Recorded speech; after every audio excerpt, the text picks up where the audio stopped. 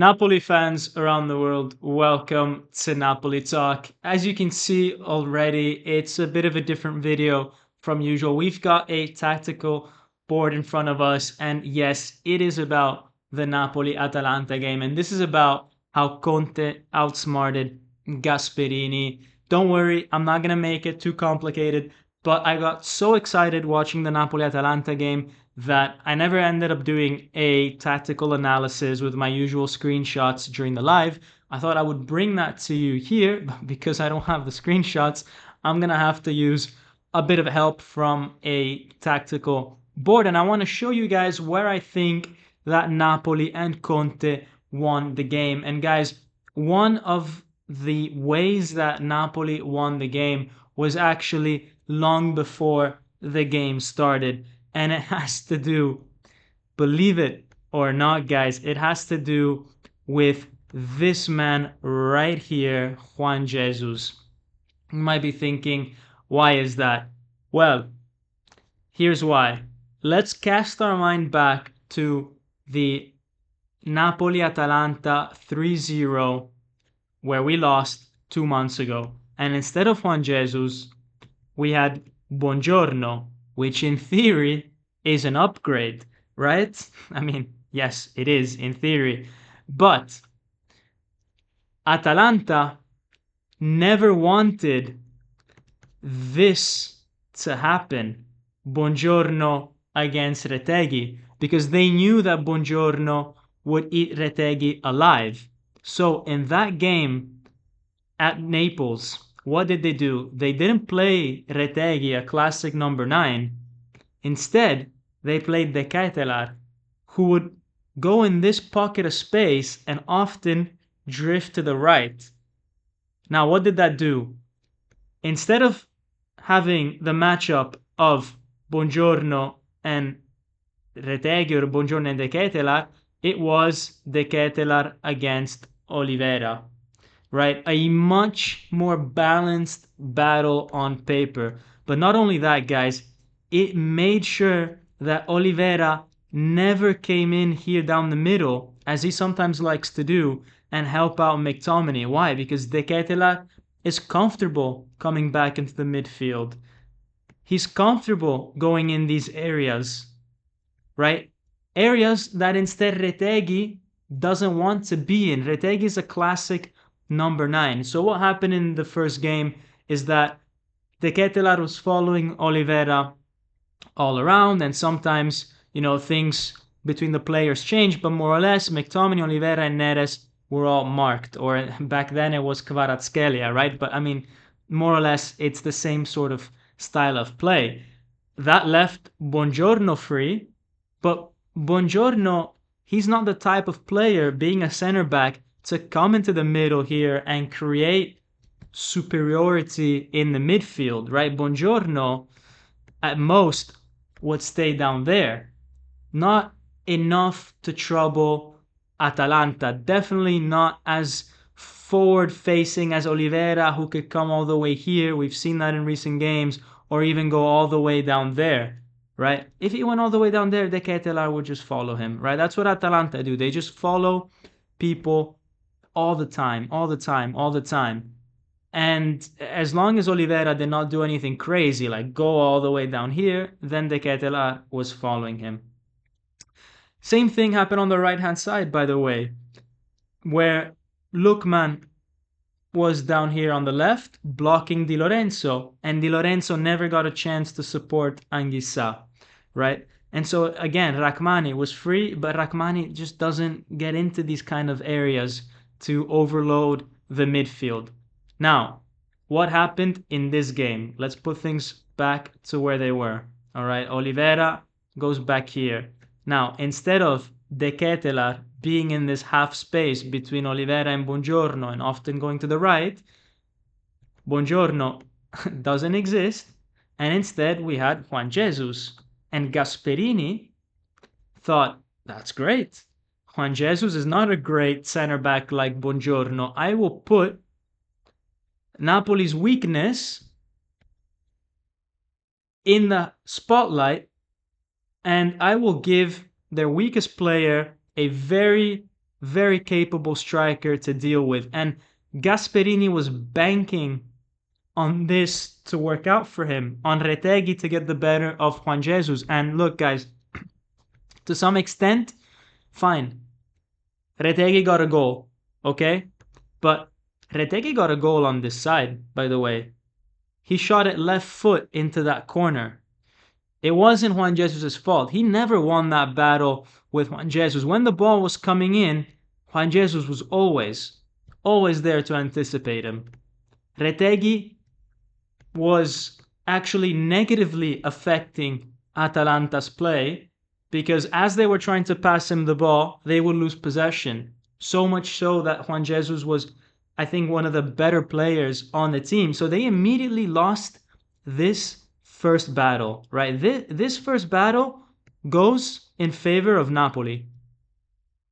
Now, if you have Retegui here, and he's losing this battle as well with Juan Jesus, what does this mean compared to the other game? It means Oliveira's free, right? Oliveira's free to go where he wants.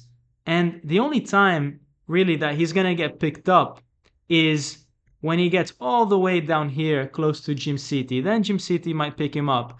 But as long as he's here, it's very difficult for Gym City to go and leave such a wide space open there. And if he does, and sometimes he did, then Napoli had the brains to go and attack the space with Anguissa.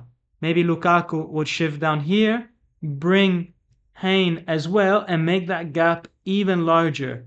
And how many times did we see Anguissa in these sort of areas, which were areas that they're not typical for Anguissa to be all the way on the left side, right? But it's the sort of space that could be exploited.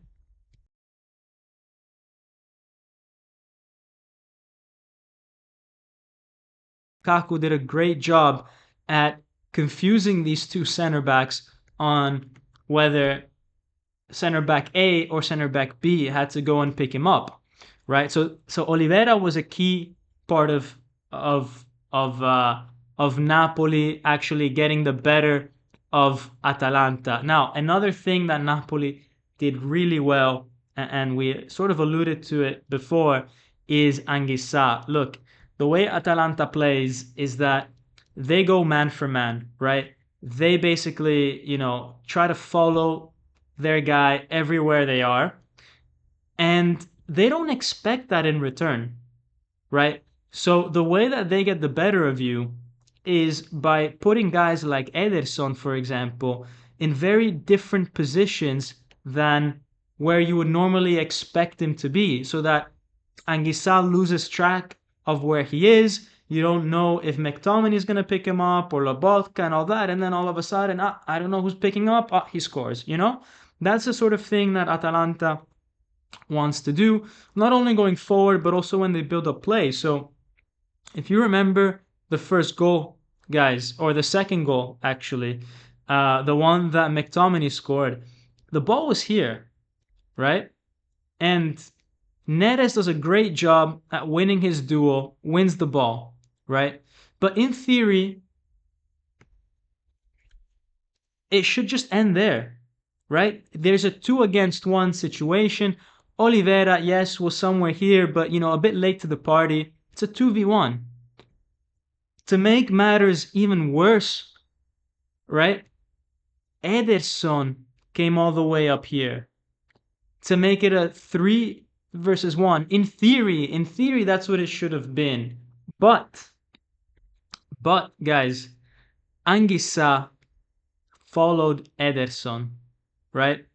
Followed Ederson, and that's something that Atalanta didn't expect. And yes, it's still roughly a 3 versus 2 in favor of Atalanta, but with a little bit of flair from Neres, a little flick that someone doesn't expect, and all of a sudden, Anguissa is free. Because Neres did something that they didn't calculate. And Atalanta is a team that just, they calculate so much. But Anguissa had to be there to take advantage of that. And the only reason he could do that is if he executed his job well, which was to follow Ederson. Now, McTominay, the guy that scored, he was side by side with Derun, and Derun doesn't pick him up. Doesn't pick him up nearly enough in time. And obviously then when Anguissa travels with the ball and passes it back to McTominay, McTominay's there and he can score that. But this all starts with Anguissa getting into an area that maybe he's not even comfortable in. He has to cross it with his left foot. But he made sure that we never left Neres 3 against 1, which sometimes could happen when you play against Atalanta, that they overload whoever has the ball. Guys, another thing that was crucial, right? Let's look at Napoli's first goal. When Napoli scored their first goal, okay, and Neres had the ball, it was Politano, okay, that made this sort of run here. And he ended up in an area that was completely free, more or less, right? Jim City was on Neres, and Politano was completely free. Now, the thing is that it was more like this. Everybody was positioned a lot closer. But what ended up happening, guys, is that Ruggeri or Scalvini, one of these two guys, in theory, if you're marking man for man, should have gone and followed Politano all the way up there. I did not mean to draw that. But they should have gone and followed Politano all the way up there. But they don't. And to some extent, rightly so, because then your defense will look all over the place, right? But what had to naturally happen was that Politano should have been picked up by Derun. Okay? Derun should have done that. Heinz should have gone on McTominay, Scalvini on Lukaku. That should have been the natural way that things should have gone. But they didn't, because Derun, if I go back, is so focused on McTominay.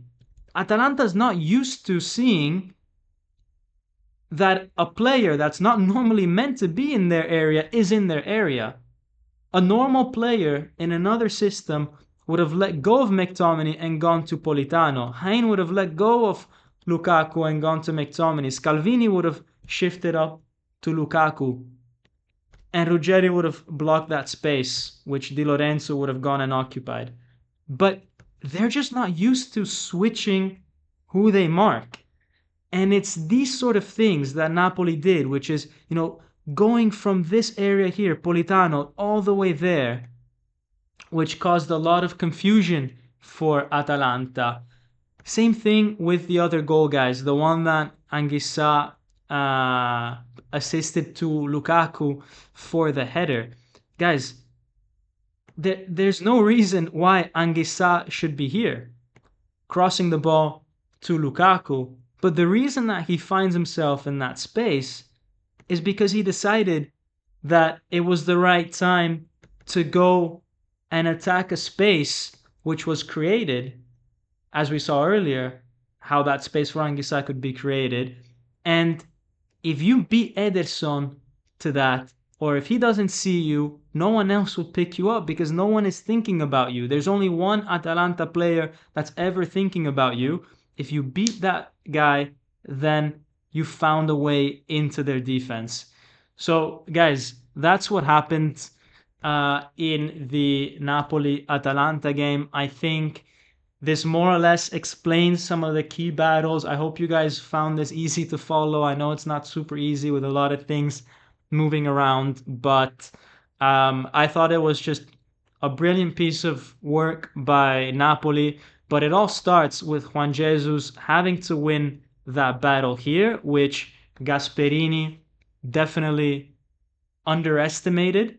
Had Juan Jesus not won this battle, then they would have, or had not been winning this battle, then Atalanta would have loaded Retegui with a lot of balls and they would have put Napoli under a lot of pressure. Everybody would have had to go back and defend, and then you have too much space to make up. That would have been the situation had Juan Jesus not won his battle, but because he was winning this battle, it allowed the other guys to stay up, gave everybody the confidence to go and attack space because they knew that this was a battle that was going to be won.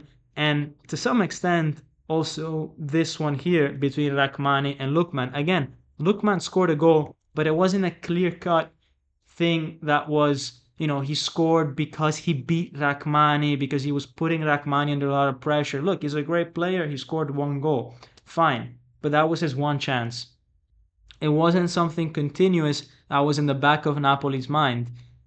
It wasn't continuous bombarding of the Napoli defenders, and it just allowed the midfielders the freedom to go and explore different areas and not worry so much about some of the spaces that they leave behind. Because when Anguissa goes all the way down here, he's leaving behind a huge space.